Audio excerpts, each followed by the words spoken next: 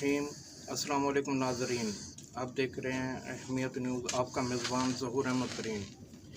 आज हम एक ऐसी माँ से बात करने के लिए आए हैं, उनसे मिलने के लिए आए हैं जो इंसाफ की मुंतज़िर है, जिनका जवान साल बेटा, जिनकी उम्र उस वक्त 21 साल थी, उनको नाहक कत्ल कर दिया गया।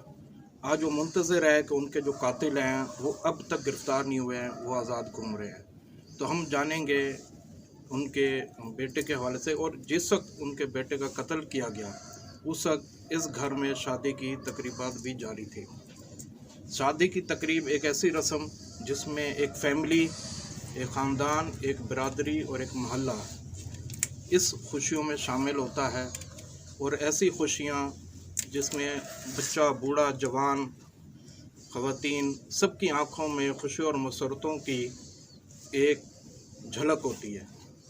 लेकिन क्या हुआ, एक ऐसी अफसोसनाक वाक़या हुआ कि ऐसी फैमिली जिसमें एक खुशियों का गहवारा था घर, उस घर को मातम गदा बना दिया। ऐसी खुशियाँ, ऐसी आँखें जो खुशियों में चमक धमक में मशगूल थी, उन खुशियों, उस आँखों को गम के, दर्द भरे गम के आंसू में बदल दिया गया। तो आज हम जानेंगे जो शाहरुख है, जिनका नाहक कत्ल किया गया है, आज उनकी वालदा से हम बात करेंगे, कुछ सवालात करेंगे, तो जानेंगे कि आखिर ये जो केस है किस हद तक गया है, कि कातिल जो हैं वो अब तक आज़ाद क्यों हैं, उन्हें गिरफ़्तार क्यों नहीं किया गया। जी अस्सलाम वालेकुम। जी अम्मा, आप बताएं, आपका जो बेटा है शाहरुख, जिनकी उम्र उस वक्त 21 साल थी, उनके साथ ऐसा क्या मामला पेश आया और ये इतना अफसोसनाक वाक़या जो है ये रूनुमा हुआ है? बेटा 18 जुलाई को 2019 को मेरे घर में मेहंदी की तकरीब चल रही थी, मेरी बच्ची की शादी थी। उस दौरान जो ना इसको कॉल आई है, वो सुन के बाहर गया और मेरा बेटा वापस नहीं आया।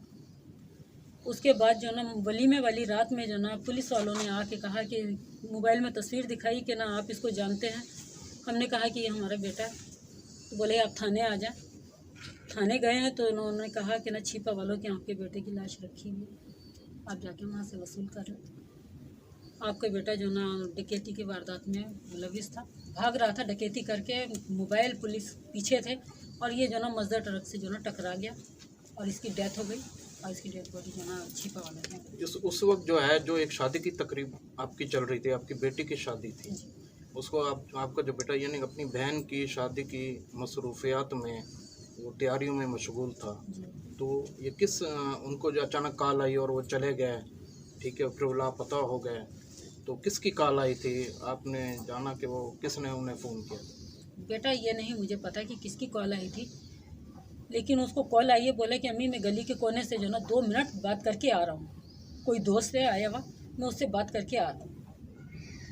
उसके बाद मेरा बेटा घर नहीं आया। उसके बाद उसकी मरे हुए की खबर आई। तो उसके बाद उनके वो उसके बाद कितने दिन के बाद आप गए नहीं, उनको ट्रेस नहीं किया कि आखिर आपका बेटा वो कहाँ गया है, कहाँ गायब हो गया? आप वहाँ थाने नहीं गए, वहाँ कोई आपने इन्फॉर्म नहीं किया उन्हें? बेटा उस थाने का मेरे ध्यान में बिल्कुल भी नहीं था। यूँ कि ना मेरा कोई थाने पुलिस कचहरियों का कोई वास्ता ही नहीं रहा, तो हमारा इस तरफ दिमाग भी नहीं गया। इससे पहले कैसे जो ना जाता दिमाग हमारा उस तरफ। जब ये पुलिस वाले आए, इन्होंने हमें बताया कि ना आपका बेटा जो ना वहाँ पे ना रोड एक्सीडेंट में मर गया है, आप गिजरी थाने आ जाएं, तो फिर हमारे दिमाग में आया कि गिजरी थाने वालों ने पहले भी बंद किया था और अब दोबारा भी जो ना गिजरी थाना, जब हमारे को जो ना वो, लेकिन उस टाइम पे तो बेटा मेरे दिमाग में बम फट गया था। मैं किस तरह से जो ना अपने आप को कवर किया, किस तरह से मैंने अपनी बेटी का निकाह दिया उस वक्त, ये अल्लाह ही जानता है, क्योंकि मेरा बेटा लापता था। और बेटी की वलीमे की रात में जो ना उन्होंने आके रात के तकरीबन 11:30 बजे मुझे आके कहा कि ना ये देखें आप ये तस्वीर को पहचानते हैं। हम लोग जाने के लिए तैयार थे, अगर 5 मिनट अगर हम लेट हो जाते वो लोग आने में, तो हम लोग उसको यहाँ पे मिलते भी नहीं, हम लोग निकल जाते। उस टाइम जो ना उन्होंने आके मुझे कहा है कि ना ये देखें थाने आ जाएं आप लोग। तस्वीर दिखाई कि आप जानते हैं, हमने कहा कि हमारा बेटा। बोले आप लोग थाने आ जाएं। मैंने भाई हुआ क्या है ये तो बताएं, कि आप थाने आएंगे तो पता चलेगा ना, आप थाने आ जाए।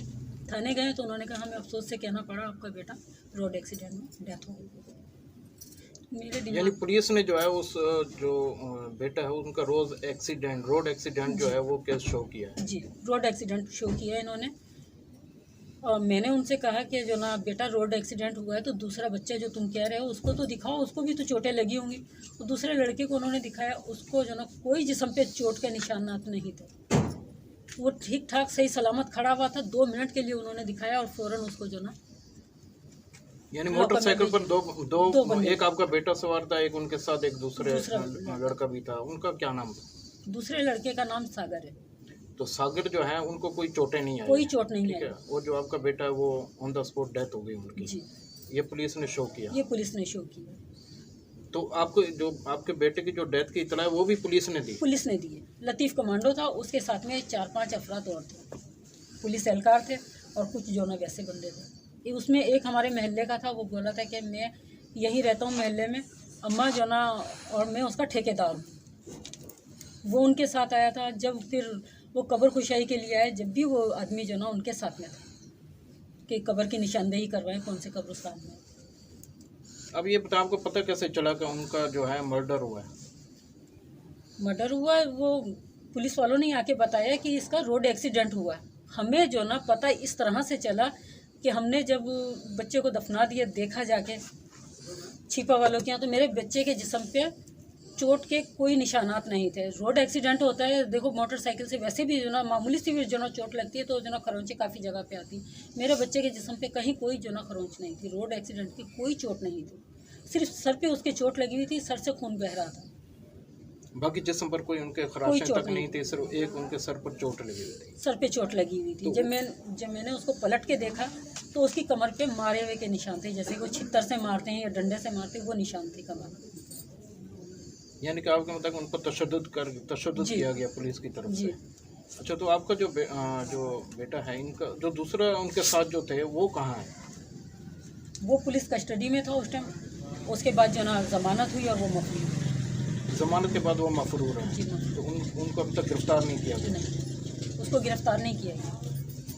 तो आपका बेटा जो है ये क्या काम करता था, और इन जहाँ ये काम कर रहा था उनके मालिक का नाम क्या था? वो ठेकेदार का नाम मुझे तो उसने जो ना मोहम्मद शफीक राणा बताया था, लेकिन उसका नाम जो ना अयूब है।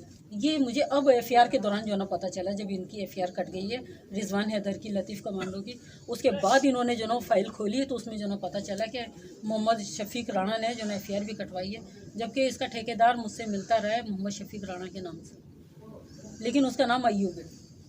उनका नाम अयूब है जी।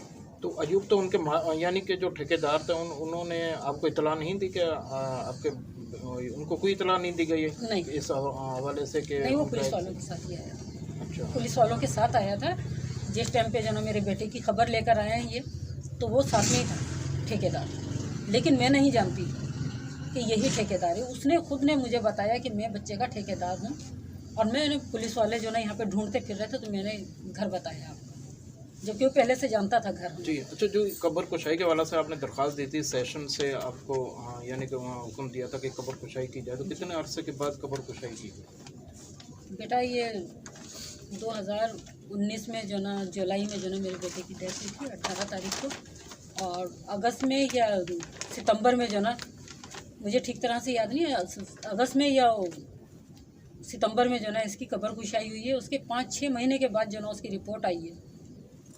बड़ी मुश्किलों से जद्दोजहद करी है मजिस्ट्रेट साहब ने, जब ये ना रिपोर्ट आई है। अच्छा जी, एफआईआर आपके बेटे के जो मर्डर की जो एफआईआर है मुल्ज़मान के खिलाफ काटने, उसमें पुलिस ने कहाँ तक आपसे ताउन किया? पुलिस ने मेरे साथ में कोई ताउन नहीं किया, बल्कि मुझे परेशान किया। सिटी कोर्ट से जो ना मैंने एफआईआर के लिए जो ना दी दरख्वास्त, तो वहाँ से एफआईआर नहीं हो सकी। फिर जो ना सेशन कोर्ट ने जो ना ऑर्डर किए, मैं थाने गई हूँ, उन्होंने मेरे बयान रिकॉर्ड नहीं किए, बहुत परेशान किया, बयान ही नहीं रिकॉर्ड किए। उसके बाद भी ये लोग जो ना 3 महीने तक के मुझे परेशान करते रहे। फिर मैंने हाई कोर्ट से रुजू किया, वहाँ से जो ना ऑर्डर हुए एफआईआर के। अच्छा, ये एफआईआर में आपने किन जो नॉमिनेशन किए हैं उनके नाम आप बताएंगी? बेटा रिजवान हैदर है, एसएचओ गिजरी थाना, और लतीफ़ कमांडो गिजरी थाना इंस्पेक्टर है, और रईस अब्बासी है, एसआई है, पता नहीं क्या है, और एक पीसी खालिद है। इन लोगों के नाम हैं। और इन्होंने मुझे जो ना बहुत धमकियां भी दी हैं कि अपने बच्चों के लिए जो ना, अपने बच्चे जो तुम्हारे बाकी हैं उनको जो ना संभाल के रखें, ऐसा ना हो जाए वैसा ना हो जाए, आप क्या कर लेंगी। बहुत धमकियां मुझे देते रहे। लेकिन बेटा मैं इसलिए कर रही हूँ, देखिए मेरा बेटा मर गया है, इन्होंने मार दिया है, लेकिन दूसरे बच्चों की तो जो ना जान बचे। ये पुलिस वाले अपने आप को जो ना समझते हैं कि हमें जो ना गवर्नमेंट ने लाइसेंस दे दिया, जिसको चाहे उठा के बंद कर दें, जिसको चाहे उठा के मार देते हैं ये लोग। कम से कम और माओं की तो गोद उजड़ने से बचे। जिस तरह से मुझे धमकियां दे रहे हैं इस तरीके से औरों को भी देते होंगे। अच्छा, अब जो आपके ये जो मुलजमान है, ये आपने कहा कि अभी तक गिरफ्तार नहीं हुए, लेकिन इन पर FIR हाई कोर्ट के हुक्म पर दर्ज कर ली गई है। तो अब आप क्या चाहती हैं कि आपका जो है बेटे का जो इंसाफ है उस हवाले से आप क्या कहते हैं कि हाई कोर्ट का मज़ीद क्या हुक्म होना चाहिए? बेटा मैं ये चाह रही हूँ कि मेरे बेटे के कातिलों को सज़ा मिलनी चाहिए और इंसाफ होना चाहिए। आज मेरे साथ हुआ है, कल किसी और के साथ होगा। इस तरह तो इनको खुली छूट मिली हुई है, जिसको चाहे उठा के बंद कर देते हैं, जिसको चाहे उठा के मार देते हैं। आज मैं आंसुओं के समंदर में डूबी हुई, कोई और माना डूबे समंदर, आंसुओं के समंदर में कोई और माना डूबे। मेरी अपील है आला हुक्काम से कि मेरी जो है इस केस को कैफे किरदार तक के पहुँचाएं, इनको सज़ा मिलनी चाहिए। जो आपके बेटा है उनके मर्डर केस के हवाले से क्या मुलजमान की तरफ से आपको थ्रेट मिल रहे हैं, प्रेशराइज हो रहा है कि आप इस केस से पीछे हट जाएं? जी हाँ, मुझे धमकाते हैं, मुझे जो ना कहते हैं कि ना ये हमारे गले में हड्डी बन के अटक गई है, हम इसके साथ में उठा लेंगे इसको। रास्ते में कई दफ़ा उन्होंने मेरा पीछे भी किया, बड़ी मुश्किलों से, कभी रक्शे में कभी बस में बैठ के मैं अपने घर तक के आती हूँ। घर पे भी जो ना गली में भी चक्कर लगाते रहे हैं ये लोग, धमकाते रहे हैं कि तुम्हारे बच्चों को उठा लेंगे। केस से पीछे केस वापस ले लेंगे, अपना केस वापस ले लें, वरना अच्छा नहीं होगा। आप अपने दोनों बेटों से भी जो ना हाथ धो बैठेंगी। बराए मेहरबानी अपने बच्चों पे रहम करें और केस को जो ना यहीं बंद कर दें। लेकिन ये गलत है। ये रिजवान हैदर और जो ना लतीफ़ कमांडो मुझे कहते हैं कि आप गरीब खातून हैं, आप अपने आप को देखें, अपने बच्चों को देखें, आप हमारा क्या कर लेंगी, हम पुलिस वाले हमारा क्या उखाड़ लेंगी। ऐसे गंदे कमेंट करते हैं ना कि मैं बता नहीं सकती, कि बहुत ज़्यादा जलील हरकतें करते हैं। मुझे आने जाने में मेरा रास्ता दुश्वार किया हुआ। प्लीज़ मुझे जो ना तहफ़्फ़ुज़ की ज़रूरत है, मुझे तहफ़्फ़ुज़ दिया जाए।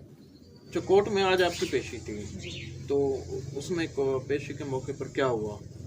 जज साहिबा ने कहा कि आज कोर्ट में स्ट्राइक है तो आपका केस कल चलेगा। मैं जब बाहर निकली हूँ तो ये रिजवान हैदर, लतीफ़ कमांडो, SI रईस अब्बासी मुझ पे के कहे लगा रहे थे। मेरी बेबसी का इतना मजाक इन्होंने बनाया है। कह रहे कि ना हमने ज़मानत करवा ली, क्या कर लिया, हम तो गिरफ्तार भी नहीं हुए हैं और ज़मानत करवा ली और केस को जो ना हम C क्लास करवा के बंद करवा देंगे, हमारा क्या बिगड़ेगा, कुछ भी नहीं। खामखाई के लिए अपना पैसा ही वेस्ट कर रही है, टाइम भी वेस्ट कर रही है, क्या होगा हमारा। जी नाजरीन, आज आपने एक गमज़दा माँ का बयान सुना। आपने देखा कि एक मुलजमान की तरफ से उनको धमकाया जा रहा है, इस केस से पीछे हटने के लिए उनको थ्रेट्स दिए जा रहे हैं। तो एक माँ जो है अरबाब इख्तियार से मुतालबा करती है, वज़ीर आज़म, चीफ जस्टिस ऑफ जो सुप्रीम कोर्ट के चीफ जस्टिस हैं, उनसे मुतालबा है इनका कि इनको इंसाफ दिलाया जाए। इनके जो नौजवान बेटा है, 21 साल उनकी उम्र थी और शादी की तकरीब के दौरान ही उनका मर्डर किया गया। तो एक माँ जो है इंसाफ के लिए मुंतज़िर है।